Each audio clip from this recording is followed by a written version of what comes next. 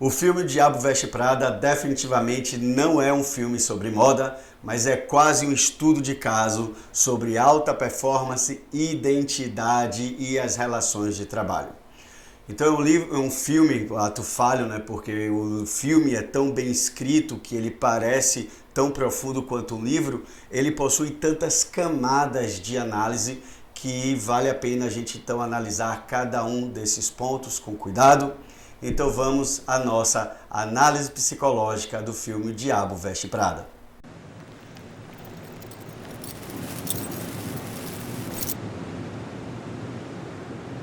Eu sou o Dr. Vinícius Farani, psicólogo clínico com 20 anos de experiência. Além do meu trabalho clínico, também venho fazendo trabalho com empresas e com líderes sobre alta performance com saúde mental. E aqui está um filme brilhante para a gente poder então estudar e analisar cada passo de relações que são muito comuns no ambiente de trabalho e na busca pela alta performance e pelo sucesso. O filme começa contando a história da Andy, que é uma jovem muito dócil, muito doce, que tem um namorado e que ela é jornalista e que tem um desejo de ser jornalista, né, de escrever para grandes jornais, de fazer um grande diferencial, de fazer reportagens importantes e que por algum motivo da vida, pelas dificuldades financeiras e oportunidades, ela acaba se tornando a secretária da Miranda Presley, que ela faz um papel de um grande nome do campo da moda, e este grande nome do campo da moda é também uma líder altamente devoradora. Mas a gente vai chegar ainda lá nessa análise. Então tudo começa com a Andy, que é essa menina dócil, que possui muitos ideais e que de repente ela começa a acessar o campo da moda. Então este filme vai trazer inúmeras camadas. A primeira camada que a gente vai discutir é sobre o papel da persona. A moda representa a persona, que é aquilo que eu quero mostrar para a sociedade. A Andy é justamente o contraponto perfeito sobre isso, porque ela é aquele perfil de mulher extremamente intelectualizada, mas que foge do campo da moda. E aí tem um paradoxo interessante, porque o filme então começa a discutir sobre qual é verdadeiramente o papel da moda. E aí vai um debate que é muito importante, que é a imagem que você representa para a sociedade. Por quê? Porque a moda ela pode ser algo fútil, mas a moda ela também, dentro de um campo empresarial, pode representar a venda, né, e o emprego de muitas pessoas, mas dentro do campo psicológico, ela também pode representar a sua identidade. O quanto você consegue verdadeiramente vestir a sua identidade, vestir aquilo que te representa. O maior risco da persona é quando ela se torna rígida, quando eu acredito que eu só posso mostrar aquilo para o outro. E muitas vezes isso vai apresentar um descompasso com quem realmente sou. Para que isso fique claro, eu vou trazer um caso real. Eu tenho um jovem que eu acompanho no processo terapêutico e isso é um caso, na verdade, que com muita frequência aparece aqui na terapia. E que ele está mudando o seu modo de ser. Então ele se formou, então ele está pensando ser, né, funcionar de um modo diferente, ele não quer mais ser visto como um adolescente, ele não quer ser visto mais como um menino, mas agora ele quer ser visto como um profissional. Porque esse ser visto como um profissional não é apenas uma carapuça social, é a conquista de uma nova identidade, é a conquista da identidade do ser adulto. Eu já não me vejo mais sobre aquele olhar mais infantil, mais juvenil, e agora eu quero assumir um novo lugar. Então, ao longo do nosso processo terapêutico, a gente vem discutindo sobre quais são as roupas que você gosta, qual é o estilo que você gosta. Então eu passei algumas tarefas como busque sobre modelos de homens que você, e aí dentro dos modelos ele vai identificando o que é que ele gosta, o que é que ele não gosta e principalmente aquilo que é desafiador para ele. Poxa, eu gostaria de ser uma pessoa mais leve, mas eu tenho dificuldade de ser leve.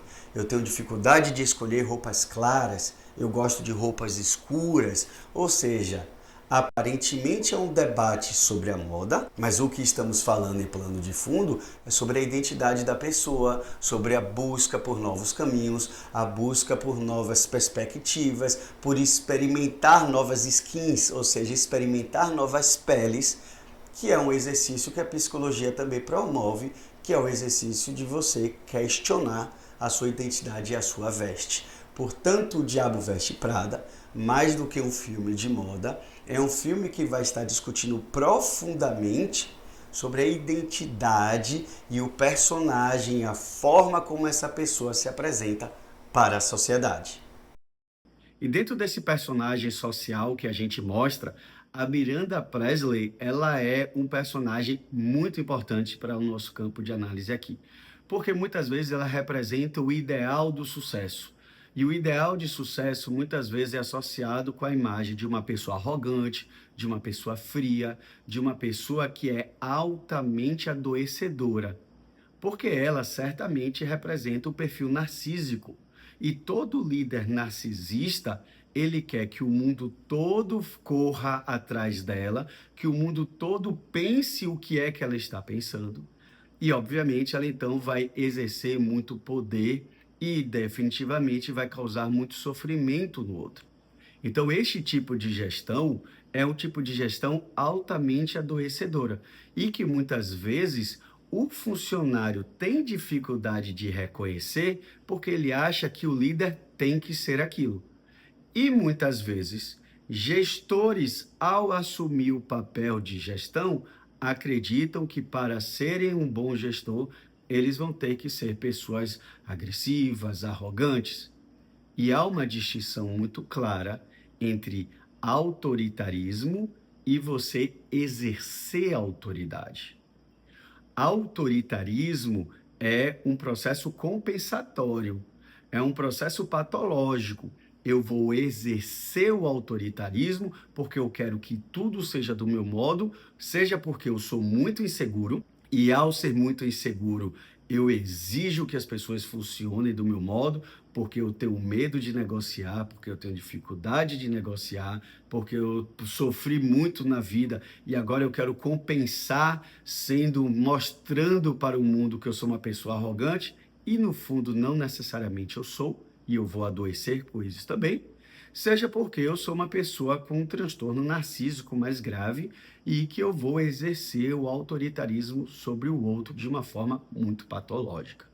O fato é que o autoritarismo, ele é extremamente adoecedor. E não necessariamente é o melhor caminho para a empresa. Por quê?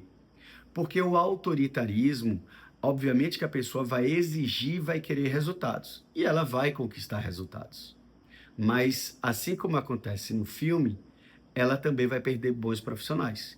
Porque em algum momento aquele profissional vai se cansar, aquele profissional vai ficar exausto. E é o momento que ou o profissional vai ter burnout, ou o profissional vai simplesmente sair da empresa. E ao sair da empresa, vai demorar um longo processo até que o novo funcionário alcance o padrão de estabilidade que o outro já tinha. Então, é uma relação muito adoecedora e hoje eu venho trabalhando com as empresas e com líderes, e os líderes estão começando a entender isto porque o número de funcionários com burnout está cada vez maior. Inclusive, se você quer entender mais sobre burnout, vai no meu último vídeo que eu falei sobre a relação entre o zumbi e o burnout e você vai poder entender um pouquinho mais sobre este assunto. Tem um elemento que a gente não pode deixar de analisar neste filme, que é o fato de que estamos lidando com mulheres líderes. E se a gente observar a própria personagem principal, a Miranda, uma das personagens principais, nós podemos avaliar também o nível de pressão que ela pode ter sofrido para ocupar um cargo de referência tão grande sendo mulher. Porque quando a mulher ocupa o cargo de liderança, há sempre muita desconfiança. O cargo de liderança por si só já é um cargo sempre com muitos desafios. Quando se é mulher, esses desafios ficam ainda mais intensos, porque muitas vezes espera-se que tenha sido ocupado por um homem. E aí vem uma tarefa interessante.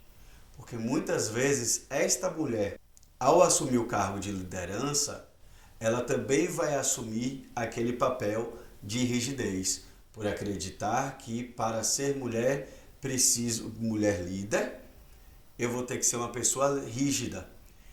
E o grande exercício é que o único modo que a pessoa tem de não errar é se anulando, é anulando a própria identidade. Então, apesar da Miranda estar sempre no lugar de poder e anular a identidade dos outros, se você observar com cuidado, ela também anulou a própria identidade. Então ela anula os relacionamentos afetivos dela, ela anula a própria intimidade dela.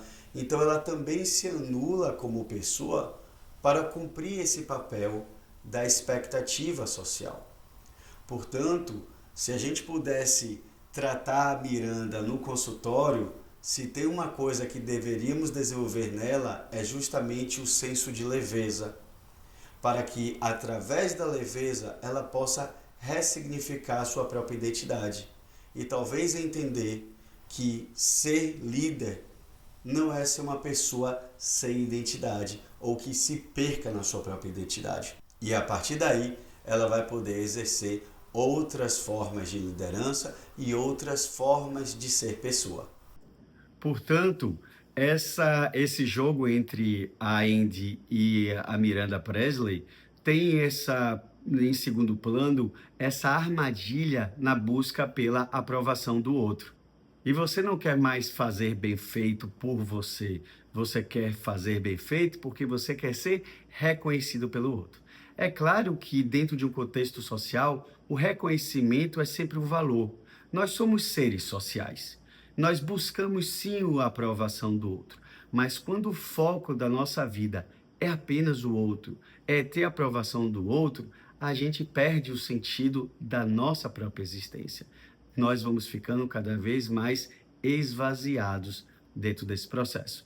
Portanto, O Diabo Veste Prada é um filme que eu recomendo que você reassista, porque se você chegou até aqui é porque você já ouviu muito spoiler e já deve ter assistido esse filme. Inclusive porque vai chegar aí já o número 2, o filme 2, e vamos ver o que é que vai aparecer. Mas certamente este debate sobre a alta performance e a saúde mental vai estar lá presente e agora você tem mais elementos para poder analisar esse filme de uma forma mais crítica.